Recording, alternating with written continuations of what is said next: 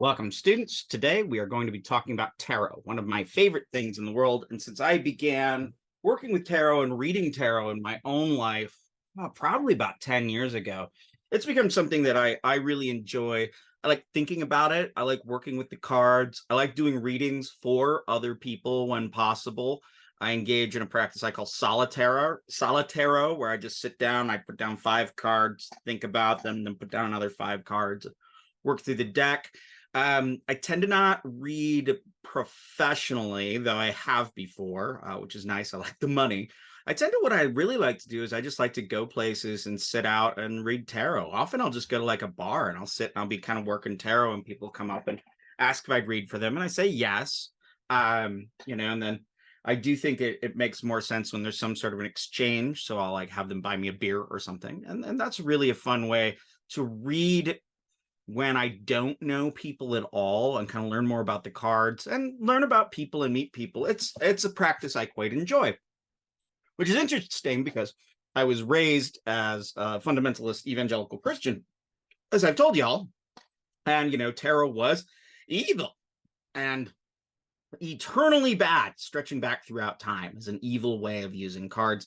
And we're going to see that cartomancy, telling the future with tarot, really only dates back to about the middle of the 20th century. And then before then, even a real like esoteric sort of occult or wisdom oriented secret wisdom tradition of tarot doesn't really even get established until the late 19th century, the 1800s. Okay, so let's get started. All right, tarot is a relatively recent divination system that claims it has this kind of crazy like ancient pedigree, that it comes back from the lore of ancient Europe and ancient Greece and whatnot. But in fact, it is derived from a playing card game. One of the oldest decks we have is the Marseille French deck, though probably the Italian ones that we have some records of are older. And this was a playing card game. These days, there's a wide range of decks. I have just a couple just like right here that I'll hold up at different times. And these decks are all based on really a deck that came out of an organization called the Golden Dawn that inspired the Thoth deck, which is the deck I use primarily, or the Rider-Waite deck, which I don't have right here. I have it over in the other place. The Rider-Waite deck is very, very prominent, but so is this Thoth deck. It gets used quite a bit as well around. I see it a lot. Anyway, so some forms, we have those forms that I just told you about were created in the 20th century. We do have some forms that are derived from the Marseille deck, which was reconstructed by Alejandro Jodorowsky and a man named Camoin in the 1990s. And that's trying to get back to kind of one of the oldest French decks we have. But the oldest, absolute oldest trace, 1500s at the absolute earliest. So really what's going on with tarot as a divination system and as an occult system for magic and for linking together secret knowledge is really found in the 20th century. Now, Rider-Waite, for the most part, and also the Thoth deck, as I said, are the ones we see the most in pop culture. If you see tarot on a TV show, it's going to usually be the Rider-Waite, maybe the Thoth sometimes. Okay, so the forms of tarot continually change. So I just said that the tarot is really popular, but there are all sorts of other ones that come up. Like this one, a guy swore to me at an occult bookstore, this Tarot of the Moon Garden is the greatest tarot system. And when I told him that I used the Thoth, he was like, oh, it's too dangerous. We'll talk more about why that is. And we have this very unlikely cat tarot, which if you like cats, it's actually kind of a fun deck. The art's really pretty.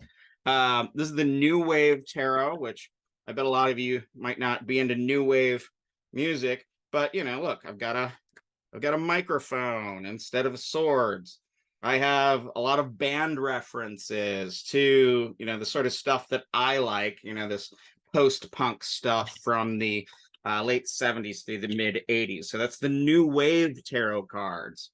I mean, I doubt that somebody's going to use the Kitty Cat Tarot to kind of tell the future. Or will they use the Zombie Tarot? This is a great one. It's actually supposed to look like it's a box of bullets. And then on the inside, you get this beautiful artwork. It's just lovely. Right here, I'll just show you just real quick. Just lovely. It's all zombies. The undead are victorious. The lovers. zombie lovers. So yeah, that's a really cool deck that I like. But a lot of these more whimsical decks don't really have sort of the, I would say, potency. I don't think they have as much sort of cultural relevance. They use the same symbolism for the most part, but it's couched in so many like sort of innovative tongue-in-cheek methods and imagery that I just don't think it does all that much for you. Now, postmodern practitioners of magic or chaos magicians, who we'll be talking about later, would say that the form and these images of these decks don't matter. The only thing that matters is, can you use them to gain insights or learn about secrets or tell the future? That would be the only thing.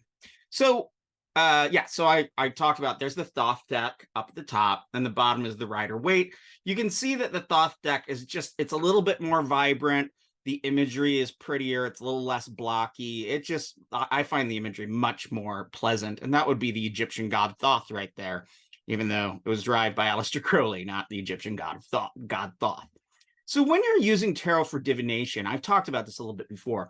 There are readers who, and this is the type of reader I am, I only read the symbols of the card in relationship to the question or to my client, to the person who's asking it. I'll draw upon my experience, like with the cards and seeing how the cards interact, meditating about the cards, doing different readings with the cards, talking with other people, readings for diverse audiences. But it's really about the cards and reacting to the person that you're reading for.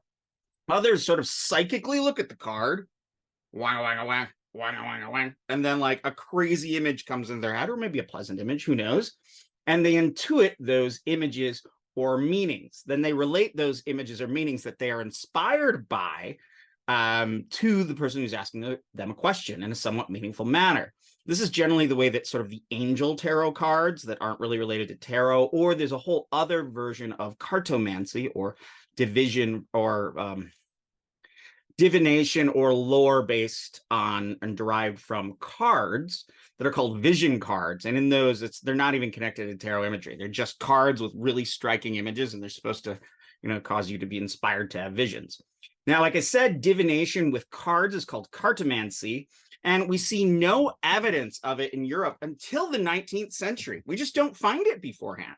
So it is only widespreadly used, as we encounter often today, in the tarot card readers that are on every street side in every big city and even kind of small town.